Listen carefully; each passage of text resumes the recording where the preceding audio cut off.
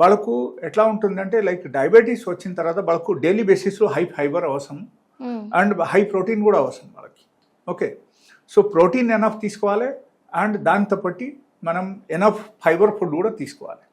Okay, so fibre in the sense మనకు మిల్లెట్లు ఎక్కువ ఫైబర్ ఉంటాయి. That is one of the highest fibre food అని మనం చెప్పొచ్చు. That is number 1. Number 2 is the raw vegetables.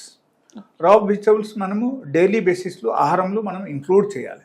Include చేయాలి in the sense tomato, beetroot, కీరా, onion, ఇది అన్నీ మనము డైలీ బేసిస్లో సలాడ్ రూపంలో మనం ఆహారంకి ముందే మనం తీసుకోవాలి.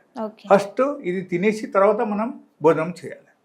ఓకే, అండ్ ఒక పూట రైస్ అండ్ ఒక పూట మిల్లెట్ మనం తీసుకోవచ్చు. సో ఇన్ కేస్ ఈ టైపు ఫుడ్ ప్యాటర్న్ మనం వచ్చేస్తే మనం డయాబెటీస్కు ఈజీలీ కంట్రోల్ చేయొచ్చు. ఓకే.